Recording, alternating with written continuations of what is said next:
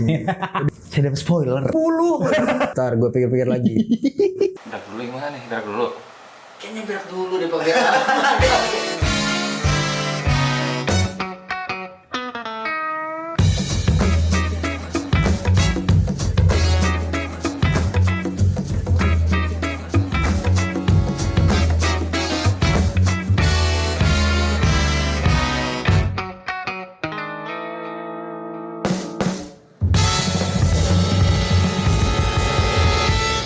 Mending nonton anim atau baca manhwa? Ini dia Solo Leveling versi anime.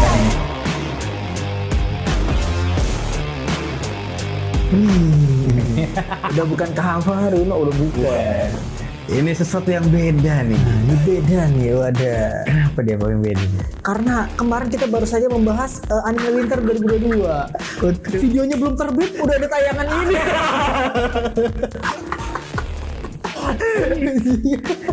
Ada lagi Wak yang Apa? beda. Kita nggak pegang HP. Wow. Apakah itu berarti kita sudah menyelesaikan manhwanya? Apakah kita lebih profesional? Wadaw. Kalau gue sih udah baca manhwanya nih sebelumnya, Pak. Udah karena manhwanya itu berakhir pada apa ya, kalau manhwa sebutannya bukan episode. Apa ya, mungkin nyebutan chapter 179. Nah, gue udah sampai chapter 105 sampai 110 sekitar situ. Jadi emang sekitar 50 sampai 60 chapter lagi gue udah selesai. Gitu. Nah, kalau dari lu sendiri, apakah lebih di manhwa atau di animenya nih? Kalau gue sebenarnya belum baca nih manhwanya. Oke. Jadi gue udah nonton animenya. Cuma baru 2 episode. Sekarang kan udah 3 sampai 4 ya. Iya. Di gue baru nonton 2 dan gue merasa ini tuh sesuatu yang emang oke gitu. Oke, kita bahas apa kelebihan dari anime Solo Leveling. Gimana menurut lu? Secara overall dari 1 episode, 2 episode awal tuh gimana Solo Leveling? Yang gue menarik adalah ini kan hype banget nih. Iya. Even gue nggak baca manhwanya, gue tahu bahwa itu hype itu dan ditunggu-tunggu orang. Iya. Dan gue pas nonton episode pertama itu gue langsung nemu hype-nya. Oke. Di adegan semut terang-terang.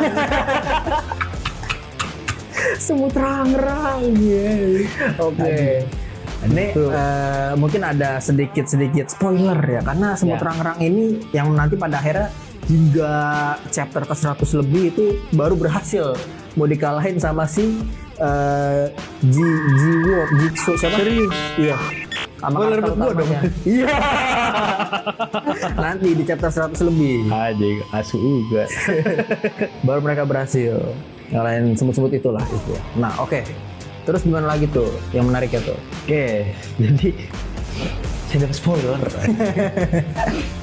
Ya kita bahas dulu dari kalau dari plotnya itu sendiri sebenarnya menarik karena emang dungeon itu kan bukan suatu yang apa ya, yang udah biasa lah. Ya, ketika kita ngeliat anime-anime tuh ada dungeonnya udah biasa nih mungkin kita lihat Ya, biasa itu di isekai atau nggak di Iya. fantasy ya kan. Dan ini masuknya kayak semi isekai ya mungkin. mungkin semisal ya, karena sebenarnya mereka masih ada di dunia mereka juga gitu, dan dungeonnya pun ada juga. Jadi secara plot itu sebenarnya menarik di mana si Sung Jinwoo ini dia tuh seorang yang pecundang. Jadi dia udah punya premisnya seorang pecundang yang tingkat E dan ternyata tingkat ini nggak bisa dinaikin lagi. Iya, betul. Tingkat E jadi udah fix tuh dia bakal E terus. Jadi dia cuma berharap sama orang-orang di sekitar dia, sama partinya dia. Sama partinya dia buat nolongin supaya dungeon ini bisa kelar nih. Betul. Karena kalau dia sendiri itu nggak mungkin bisa kelar. Nggak bisa Karena kelar. udah E dan dia itu disebut sebagai hunter terlemah. Hunter terlemah. Hunter terlemah. Tuh, dia jadi punya premis dia. Apalagi yang lebih menarik adalah dia punya alasan untuk terus di dungeon itu. Lu mau tahu nggak seberapa lemahnya si Jinwoo ini? Gimana? Di anime mungkin dikasih tahu ketika episode 4, episode 5 mungkin ya. Jadi gini, kalau spoiler lagi nih, kalau apa namanya istilah hunter tingkat E misalnya, itu punya skill 100 nih. Jadi ada pengecekan skill ke badan gitu ya, pengecekan. Jadi mana lu berapa, HP lu berapa kayak gitu-gitu. Cuma ini enggak, cuma emang sekedar buat ngecek aja status. Ketika dicek orang normal itu yang ya rendah itu 100 untuk XP-nya. Bukan XP, maksudnya untuk tingkatan tenaganya lah, powernya. Nah, kalau di atas itu kayak B, A, S mungkin udah 1000, 5000, 6000, 10000 udah banyak kan. Oke. Untuk yang E-nya aja 100 nih. Jinwo 70. Berarti udah lemah, lemah lagi. Oh anjing. Udah lemah, bakal lemah lagi. Oke. Gitu. Ya tapi yang gue menarik ya, ini kita udah masuk ke karakteristik. Kalau plot tadi yang gue lihat adalah dia punya motivasi jelas. Jadi dia juga punya objektif yang jelas. Terus premisnya juga ada seorang karakter yang mempunyai kelemahan yang ingin menggapai sesuatu, itu udah bagus, Menarik. terus perjalanan dia, perjuangan dia juga jelas, Ya. Gimana cara menggapainya. Nah, ini berhubungan dengan karakter. Masuk ke karakter, ini juga bagus banget karakternya si Jinwoo, karena di awal hype-nya gue cuma tahu nih sebagai yang nonton anime doang ya. Ya. Gue cuma tahu kalau Jinwoo ini itu seseorang karakter yang sangat-sangat OP. Oke. Karakter yang sangat OP itu punya dua opsi buat gue. Oke. Satu itu adalah opsi dia boring karena terlalu OP. Contohnya itu Saitama. Oke, saya tambah. Atau enggak yang kedua OP-nya tuh apa ya? OP-nya tuh OP keren. OP keren. Contohnya Rudeus atau enggak dari Kagejutsu itu si Tsukage no. Nah, si Jinwoo ini gue belum tahu kan apakah dia masuk ke kategori ini, kategori berdasarkan gue ya. Iya. Ke boringnya gue atau ke serunya gue. Oke. Jadi kita belum tahu nih. Nah, ternyata pas gue nonton itu dia ternyata nggak OP dulu, nggak OP duluan. Nggak OP duluan. Namun dia malah cukup banget ya kan? Iya, cukup banget. Nah, di situ muncul lagi pertanyaan. Kalau misalnya dia cupu terus tiba-tiba dianugerahi sesuatu jadi OP, itu mungkin bakal jadi sesuatu yang boring. Oke. Karena kayak kalau dalam film itu namanya Deus Ex Machina. Iya. Kayak tiba-tiba aja jadi OP, Jadi hebat, jadi Iya. jago gitu ya. Nah, ternyata gue menemukan sesuatu yang menarik dari Jinwoo ini. Ternyata dia pantas menjadi OP karena beberapa karakternya, contohnya dia itu punya hati nurani. Dia membantu orang. Yang kedua, dia itu pinter sebenarnya. Oke. Dia kalau di Blue Lock itu kayak Isagi, punya Isagi. social awareness. Dia bisa tahu apa yang akan terjadi karena emang pengalaman dia udah banyak ya. Betul. Sebelumnya dianugerahi sebagai orang terlemah gitu. Jadi pengalamannya banyak. Oke. Banyak. Iya. Terus atau enggak bisa juga dimasukkan ke dalam kategori deduksi. Kayak misalnya Sherlock Holmes itu, jadi dia mata dia tuh selalu melihat apa yang ada di sekitar. Betul. Untuk Membaca situasi. membaca situasi. Jadi dia pintar di bagian itu juga, punya hati nurani. Dan yang terakhir yang gue gila banget itu ada di episode 2 terakhir. Di episode 2 bagian akhir. Oke. Itu ternyata dia bukan tipe orang yang pantang menyerah. Ya. Bener ya kata itu? Benar, dia pantang menyerah. Sebenarnya bukan pantang menyerah sih, lebih tepatnya dia ini rela berkorban demi orang lain jatuhnya. Nah, rela berkorban itu kan demi orang lain. gue masukin ke hati nurani. Tapi waktu semuanya nih udah cabut nih, dia masih pantang menyerah karena harusnya kalau lu di situasi itu nih, lu udah kaki lu udah nggak bisa gerak, Nggak bisa gerak. Udah berdarah-darah semua. Badan juga udah berdarah. harusnya kayak ya udah lah pasrah aja nih. Tapi dia tetap pengen kayak paling nggak gue mati gue bisa ngalahin satu lah minimal. Betul. Gitu kan. Jadi emang adanya keinginan dari dalam diri juga. Betul. Paling nggak gue nggak mati sia-sia gitu loh. Dia pantang menyerah. Itu makanya 3 hal ini dari karakter dia yang menurut gue menjadi alasan kenapa dia dikategorikan yang terlemah, tapi tetap masih bisa bertahan hidup sampai sekarang. Betul, menariknya. Seperti gila banget. Yang waktu dia Pujilah Dewa itu juga itu juga gila kan. Iya. Itu kan sebenarnya kaki dia udah ketinggalan di sono ya. Iya. Cuma dia masih nyeret tuh. Itu gila banget ya. Itu gila banget. Karena saking besarnya keinginan dia untuk hidup ya istilahnya. Betul. Untuk menyelesaikan dungeon itu dan pada akhirnya ya dia sendirilah yang berhasil menyelesaikan itu. Yang lainnya juga berhasil, cuma yang lain nggak mendapatkan apa yang dia dapatkan di endingnya nanti gitu dari dungeon tersebut. Tadi kita udah bahas plot, karakter, visual. Visualnya mantap banget ya. Mantep ya, keren ya animenya ya. Sebenarnya grafisnya tuh gue kurang demen sama grafisnya. Jadi grafisnya tuh bukan kayak grafis anime pada umumnya lah. Emang grafis manhwa yang diadaptasi. Secara look ya, oke, tapi untuk permainan visualnya kayak misalnya berantemnya, gore-nya, terus aksinya, itu semua gila banget. Oke. Nah itu kan visual dari animenya nih. Betul. Sedangkan kalau kita lihat visual di manhwanya itu ternyata tidak seperti di animenya. Oh yes. Gitu. Okay. Karena begini nih, apa yang kita cari di animenya itu gak ada di manhwanya, dan apa yang kita cari di manhwanya ada di animenya. Jadi kalau kita katakan lu mau cari lengkapan mana, lengkap justru malah lebih lengkap di animenya. Justru sebenarnya harusnya di manhwanya dong lebih lengkap kan. Iya. Ketika diangkat ke anime, kalau kayak Harry Potter lah misalnya, kita ngambil cerita-cerita titik-titik tertentu doang kan di Harry Potter misalnya. Karena kalau novelnya tentu lebih padat dia. Padat, panjang. Nah ini enggak, yang gue lihat adalah di manhwanya tidak sepadat itu, tapi ketika lu buka di animenya dia lebih padat. Lebih padat ini dalam artian kata ada banyak, pertama adegan-adegan yang ada di manhwa, nggak ada di manhwa tapi ada di anime. Oh gitu. Iya, contoh yang paling simpel tuh ketika sebelum bahasnya di episode 1 sama 2 ya. Oke. Gue baru nonton itu doang nih. Contohnya pada saat ini, misalnya yang awal-awal ya, pada saat ada gerbang di konstruksi bangunan. Oke. Nah, ada gerbang di konstruksi bangunan. Di situ kita kan ngeliat tuh bagaimana si Jinwoo ini dikata-katain lah sama para hunter-hunter yang lain. Betul. Terus akhirnya dia ketemu dengan cewek yang seorang healer dan berteman di situ. Nah, kalau di manhwanya itu ada. Nah, kalau yang di sini unik nih. Ini yang ada di manhwa tapi nggak ada di anime. Ada di manhwanya itu ada momen mereka ini duduk berduaan. Jadi kayak ngobrol, kenapa sih lu masih mau kerja kayak begini? Kayak gimana hari lu, keseharian lu, kayak gitu-gitu loh. Jadi ada momen mereka duduk berduaan. Jadi kayak ada sedikit romansnya gitu. Oke. Ada duduk berduaannya di situ. Nah, kalau di anime nggak ada kan? Nggak ada. Toto mereka masuk aja tuh. Nah, sekarang yang lebih ada di manhwa lagi itu adalah ketika mereka bertarung nih di dalam gua.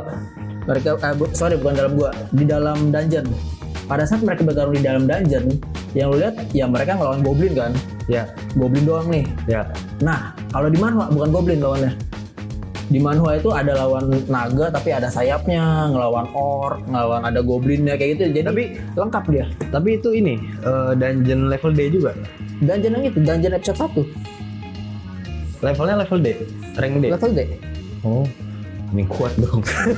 Ini harusnya kuat dong rank D. Oke. Ada kayak gitu-gitu juga jadi. Nah, Terus yang ada di anime tapi nggak ada di manhwa?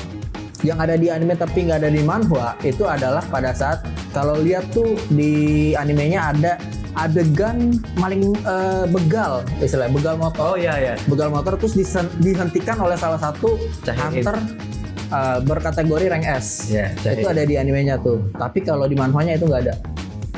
Mungkin nggak ada cahain. bukan nggak ada cahayain, nggak ada dia, bukan nggak ada dia, tapi lebih nggak ada adegan itu. Tapi dikasih lihat ada cahain. Ada, tapi bukan di chapter itu, masih jauh. Oh. Jadi mungkin kalau di anime adanya pengenalan terlebih dahulu nih biar penonton gak kaget istilahnya. Betul. Ada kayak gitunya. Nah tapi kalau di manhwa itu nggak ada adegan itu. Adegan mantap banget aja. Iya, itu nunjukin banget sih skill dia. Karena dia kan tipe assassin. Oh gitu. Ntar ada tipenya. Nah kalau yang lu lihat nih di anime, yang mereka lagi bertarung di dalam dungeon, mereka kan kayak bertarung aja kan. Ada yang bisa ngeluarin api, ada yang ngeluarin pedang kan, lu lihat kan. Gue tahu kalau yang ngeluarin api gitu-gitu pasti mage. Ya. Tapi ini yang jelas banget tuh yang ini pas lawan semut raksasa tuh jelas banget. Yang berotot tank. Terus yang keluarin petir itu pasti mage. Iya. Si yang rambut merah keluarin api juga mage. Iya. Sama healer udah. Nah kalau di manhwanya itu di atas kepalanya ada logonya tuh. Oh gitu. Cuma di chapter awal doang. Udah makin kesini udah nggak ada. Jadi di atas kepalanya ada logonya tuh. Jadi orang bisa tahu, oh ini healer, oh ini Misalnya kita sebutlah fighter, oh ini assassin kayak gitu-gitu loh. Jadi memang ada kelas-kelasnya masing-masing gitu. Udah. Ntar gue pikir-pikir lagi. Ada lagi ketika pada saat mereka bertarung di dungeon bertemu dengan Tuhan yang harus disembah ini. Oh iya. Dewa yang harus disembah ini. Di situ adegannya yang kabur dari ruangan itu pada mati kan? Sama di Manhwa juga sama. Lah sabar. Yang kabur dari ruangan itu mati. Yang mau kabur dari situ. Oh iya. Yang mau kabur dari situ mati kan. Nah, jadi kalau di manhwa itu pembunuhannya yang gue lihat nggak setragis di anime. Oh iya. Iya. Jadi maksud gue yang kabur dari situ tuh orang pertama yang mau kabur. Jadi kayak orang pertama ini kayak udahlah gue mau keluar aja. Terus akhirnya dia ditebas kan sama patung kan. Iya. Dia ditebas tuh. Nah kalau di manhwa itu nggak dikasih lihat ditebasnya. Dianya udah mati. Cuman lebih shotnya itu visualnya lebih dialihin ke patung yang lagi nebas gini. Jadi visual dia abis ditebas tuh seinget gue ya itu nggak sejelas di anime. Jadi dilihatnya langsung dari jauh gitu. Oke. Dan adegan pada saat si Jinwo ini kakinya putus itu nggak dikasih lihat. Oh iya. Itu nggak dikasih lihat. Dikasih lihatnya setelah 1 atau 2 shot setelahnya baru dikasih lihat kayak badannya di sini tapi kakinya di tempat lain gitu loh. Jadi nggak dikasih lihat kakinya putus terus ada darahnya gitu, nggak dikasih lihat. Kayak gitu. Jadi kalau kalian yang lebih suka nonton yang lebih aman gitu, lebih ramah di visual misalnya, mungkin bisa cek di manhwanya. Tapi kalau lebih suka yang agak-agak gore, misalnya agak-agak keras, bisa cek di animenya gitu. Jadi emang ya plus minus sih gue lihat. Tapi itu menurut gua ini sih sisi plus dari animenya juga sih. Karena menurut gua ya gore-nya itu bukan gore yang disturbing sih. Iya. Tapi gore itu gore yang keren. Kayak lu bayangin nih ada shot yang dia ini anjing.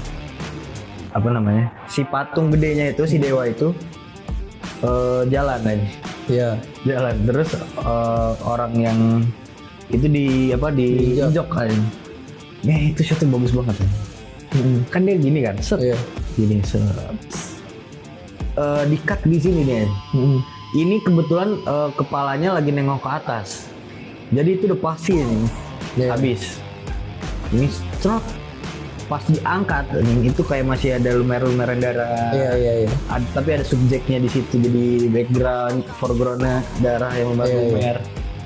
Terus dia jadi dia memanfaatkan kakinya itu sama mayat yang nggak kelihatan kan jadi hitam tuh shadow tuh gara-gara kakinya. Jadi bikin frame, terus ini bikin frame lagi buat 2 karakter itu gila banget sih. Itu menarik juga karena memang ada beberapa shot-shot yang nggak ada juga di manhwanya. Jadi kalau di manhwanya tuh lebih ke arah udahlah long shot, close up selesai gitu. Jadi nggak ada lebih ke arah penekanan di mana. Jadi kayak misalnya diinjak itu seinget gue cuman medium shot, abis itu dikasih lihat ekspresi orang-orang pada kaget tuh udah gitu dong. Oh, gitu doang setahu gue. Jadi memang ada yang ada di manhwa, ada yang ada di animenya doang juga. Konsep yang menarik juga gamenya sih. Gamenya menarik. Gamenya menarik. Ada 3 hal itu dan yang lebih menarik lagi si Jinwoo bisa nangkap maksudnya gitu. Sementara yang lain kan nggak bisa, padahal dia bisa. Yang dibilang tercepu. Jadi konsep dari dungeon ini dari dunia solo leveling ini adalah ya lu harus pinter, lu dapat kekuatan nih, kekuatan lu udah ditentuin. Tapi kepintaran seseorang itu nggak ada yang bisa nentuin, lu sendiri yang nentuin kepintaran itu. Ya. Jadi itu yang bisa membuat lu berkembang itulah kepintaran lu dan hati nurani lu. Dan yang gue demen banget lagi adalah gini, ada tipe karakter yang gue tuh kurang suka. Contohnya terlalu baik atau nggak terlalu jahat. Oke. Karena di dunia ini itu nggak ada orang yang terlalu baik, nggak ada orang yang terlalu jahat. Semua pasti punya 2 sisi. Iya. Gue tuh demen banget sama konsep koin, dualitas.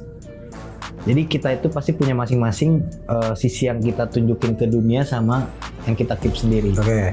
Contohnya itu misal yang kayak ini, orang paling sederhana shonen, kayak misalnya Naruto.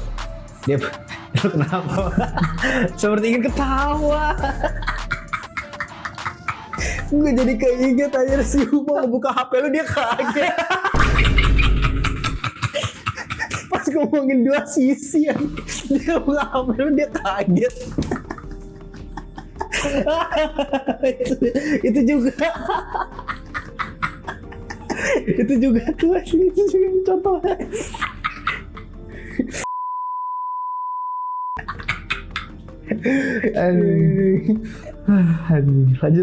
Lanjut. Contoh sederhananya Naruto. Oke. Naruto tuh digambarkan seorang yang baik sebenarnya ya kan, baik. Tapi dia punya sisi yang berkebalikan tuh Kurama.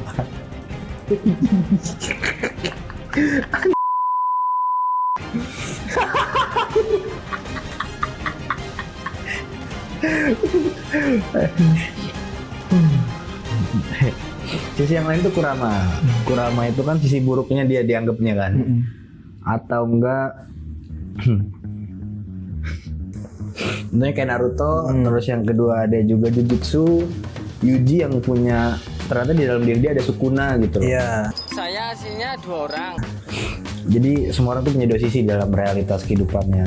Dan kalau si Jinwoo ini lu lihat dari episode 1 sampai episode 2 tengah-tengah, itu masih kelihatan hati nuraninya banget. Masih kelihatan dia terlalu baik. Dan itu bisa menjadi alasan kenapa dia sangat-sangat cupu gitu loh, karena hati nurani dia. Tapi ternyata di akhir episode 2 dari kematian itu sendiri yang menunjukkan sisi lain dari dia. Sisi kemunafikan itu. Kayak misalnya lu banyak alasan, lu mau ketemu keluarga lu, gue juga pengen segala macam gitu. Terus dia juga ngomong kayak apa tuh di ending lupa gitu. Ngomong apa sih? Apa? Biar gue aja yang berkorban sendiri gitu. Kayak gitu. Sebenarnya kan dia nggak pengen. Sebenarnya ya semua orang pengen hidup kan. Semua orang pengen lanjutin hidup, tetap bekerja, tetap menghidupi, tetap ingin sukses gitu loh. Akhirnya dia mengeluarkan semua unek-unek itu. Dan itu yang membuat karakter ini menurut gua karakter yang hidup, karakter yang oke banget menurut gua. Yang protagonisnya kelihatan banget nih, MC-nya kelihatan banget nih. Iya, tapi dia tetap punya dua sisi itu gitu loh. Contoh lainnya yang dua sisi itu adalah Isaginya Blue Lock. Kalau dalam keseharian dia tuh baik, punya hati nurani yang jelas segala macam. Tapi kalau giliran di lapangan nih, gue pengen menang. Dia nggak munafik gitu loh, gue pengen menang. Itu sisi kedua dia gitu loh. Gitu. Kalau kelas novel itu isinya emang jahat, memanfaatkan orang lain. Yang baiknya gak ada. Kalau itu beda kasus. Itu tokoh yang terlalu jahat. Tapi sebenarnya dia masih punya hati nurani sih di beberapa poin ya. Walaupun emang baiknya pun kadang dimotivasikan oleh itu dia, sisi jahat dia. Iya, betul. Cuma yang bikin menarik even dia terlalu jahat adalah itu dia, karena sifatnya unik. Kita nggak ketemu tuh orang-orang di dunia nyata kayak gitu, ya kan? Ya kita yang biasa ketemu ya orang-orang yang sok baik lah, sok alim lah gitu. Ya udah, nggak apa-apa, pilih saya aja. Baik gitu. merasa memiliki suatu hal yang baik gitu. Ingin dibagikan pada orang banyak. Dia gue kasih tahu nih Di. Ternyata memang baik. Iya. Cuma gini Di. Kita kayaknya nggak boleh bahas itu deh di sini. Maksudnya pilih saya untuk hal-hal kedepannya yang lebih baik gitu. Bukan pilih yang dicoblos-coblos. Lu mau tahu gak kenapa jangan? Dapet.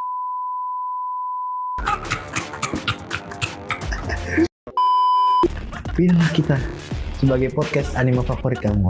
Wadah. Oke, lanjut nih. Jadi memang kalau dari Solo Leveling kita lihat emang ada sisi plus dan minusnya ya antara manhwa dengan anime. Jadi barangkali yang suka nonton anime silakan di anime, tapi yang suka lihat manhwanya pengen bener-bener ibaratnya cepat selesai nih dan juga aman gitu. Aman tuh maksudnya nggak ada gore-nya. Ada sih, cuma ada masih di bawahnya anime lah. Cuma ketika lu pengen cari gore-nya, pengen cari sesuatu yang gue pengen yang hal yang beda nih ya, boleh cek di animenya. Pengen lihat visualnya yang lebih oke, Visualnya, warna itu yang boleh lebih cek di oke anime. gitu ya. Iya. Tapi secara garis besar memang ceritanya nggak ada perbedaan yang signifikan banget. Justru malah benang merah sama semua.